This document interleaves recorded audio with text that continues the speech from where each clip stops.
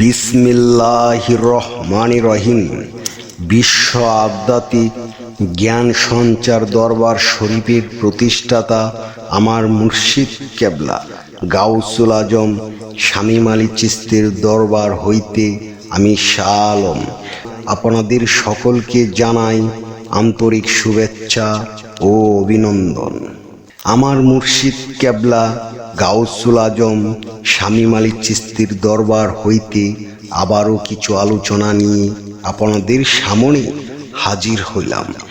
আশা করি সকলে ভালো আছেন এবং সকলেই মনোযোগ সহকারী এবং ধৈর্য সহকারী শুরু থেকে শেষ পর্যন্ত সম্পূর্ণ আলোচনাটি শুনুন।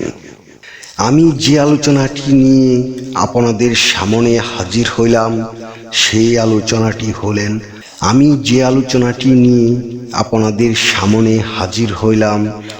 আলোচনাটি হলেন নফস ও রূহের পার্থক্য কি, এই নিয়ে কিছু তত্ত্ব আলোচনা করিব। তাই সকলেই মনোযোগ সহকারী এবং ধৈর্য সহকারী শুরু থেকে শেষ পর্যন্ত সম্পূর্ণ আলোচনাটি শুনুন।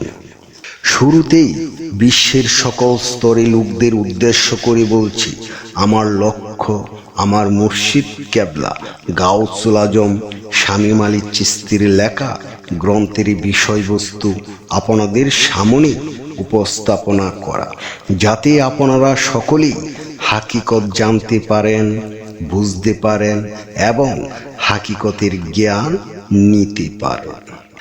আমি যে আলোচনাটি নিয়ে আপনাদের সামনে হাজির হইলাম, এই আলোচনাটি আপনাদের জন্য অনেক গুরুত্বপূর্ণ।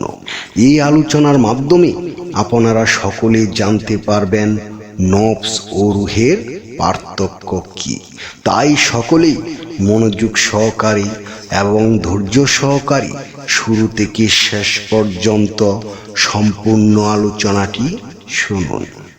নফস মৃত্যুর স্বাদ গ্রহণ করে, কিন্তু রূহ মৃত্যুর স্বাদ গ্রহণ করে না। নফস জান্নাতে যায়, কিন্তু রূহকে জান্নাতে যাবার আহ্বান সমগ্র কোরআনের একটি আয়াতেও নাই। নফসকে ভাগ করা যায়, কিন্তু রূহকে ভাগ করা যায় না। নফস ঘুমায়, কিন্তু রূহ ঘুমায় না। নফস তন্দায় আচ্ছন্ন হয়, কিন্তু রূহ তন্দা কাকে বলে জানে না।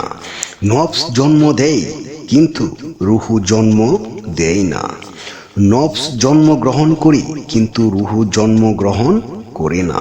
নফস সর্বপ্রকার ভোগ বিলাসে মত্ত থাকতে পারে, কিন্তু রূহ তা করে না।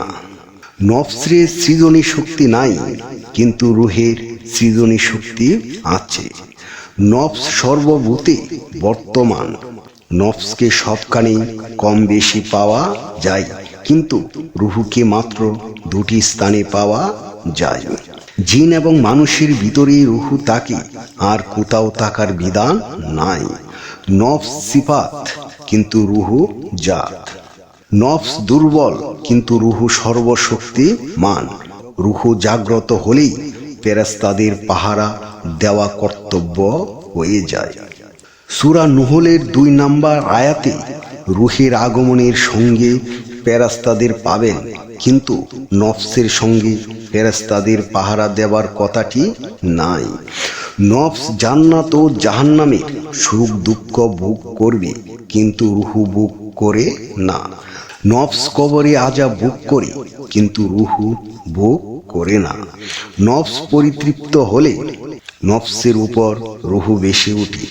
নফস বিবর্তন হয়, কিন্তু রূহের বিবর্তন নাই। নফসের উপর কিয়ামত হবে, কিন্তু রূহের উপর নয়। নফসের মধ্যে রূহ বীজ রূপে লুকায়িত, কিন্তু রূহের মধ্যে নফস নাই। নফস জন্মচক্রে ঘুরে, কিন্তু রূহ নয়। নফসের পোশাক হলো জীব ও ইনসান, কিন্তু রূহের পোশাককে বলে বাশার। কোরআনে নফস বহুবচন, নফসের বহুবচন আনফুস, কিন্তু রূহের কোনো বহুবচন নাই। রূহ এক বচন।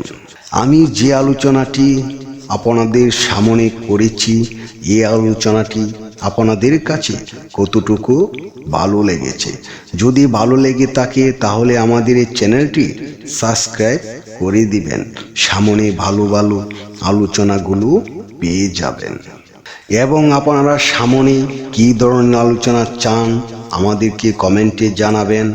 আমরা চেষ্টা করিব আপনাদের পছন্দ মতো আলোচনা নিয়ে আসতে।